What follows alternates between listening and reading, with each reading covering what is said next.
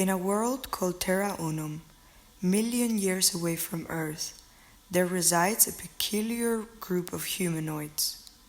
Terra Unum hosts hundreds of species, all residing in one enormous forest surrounded by a body of water so deep it could host several planets inside of it.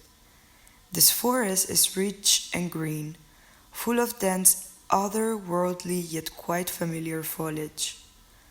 All organisms live in perfect symbiosis, feeding and nurturing each other, as well as preserving their beautiful habitat. The humanoids, called Homo radix, are a product of billions of years of evolution. They grew from the depths of the forest ground and remained attached to the soil. All connected by an intricate underground root system, they never grew legs and arms. The Homo radix live happily in a community, which includes various organisms, all working together for the group as well as for the forest. This root system acts as a portal of communication as well as a feeding cable. The Homo radix seem content with their purpose, peacefully fulfilling their job as a sort of forest ranger, as well as spending their time gazing at their surroundings. An intense appreciation for their habitat can be felt and seen through their little smirking mouths and an almost closed eyes while feeling the air stroking their long hair. As complex yet random as nature could be, one day an odd Homo radix grew from the ground. This humanoid appeared to have not only roots, but an odd-looking pair of what we know as legs attached to it.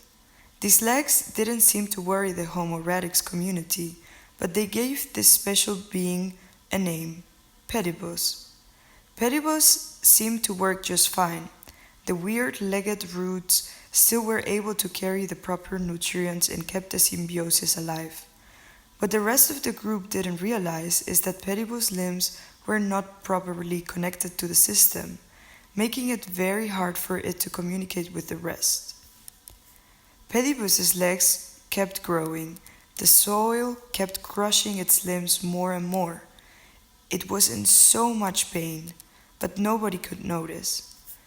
Pedibus felt so alone, pushing it to wonder about a better life. Instead of gazing around like the rest did, Pedibus would only look up. It would peek through the little spaces between the leaves, where a bit of light would shine through. It would look up to all the juicy fruits that were hanging meters above it. Only if Pedibus could reach it, maybe that would be the way to escape its misery. Pedibus was determined. There must be a way to reach peace, it thought.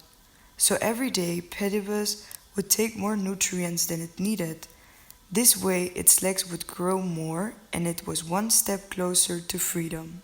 Progressively, the leaves started to fall, making it easier for Pedibus to see the sky more clearly.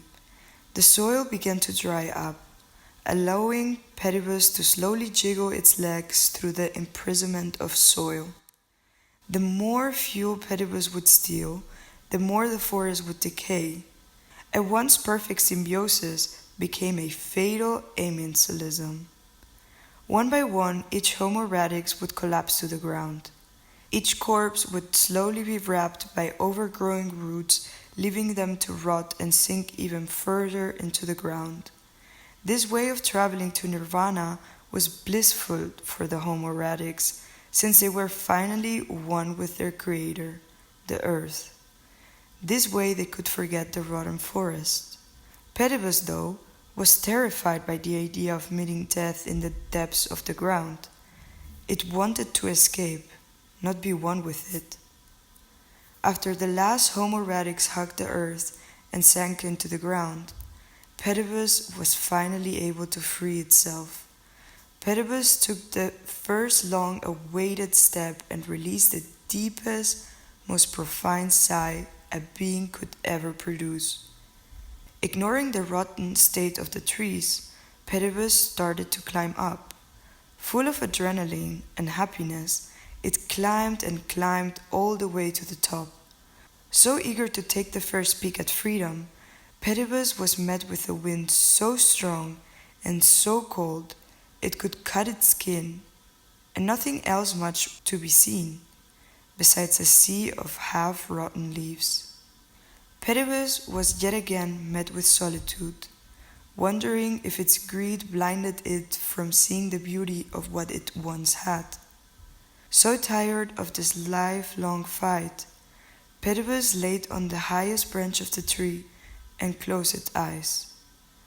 As forgiving as nature is, the tree took its last energy to grow branches and leaves to give Pedibus one last everlasting hug. Generations later, the forest was able to come back to life, hosting again a wide range of species, including the Homo radix. Every once in a while, the Homo radix would look up, only to be met with Pedibus, an ongoing reminder to seek grace in reality and yet brace curiosity.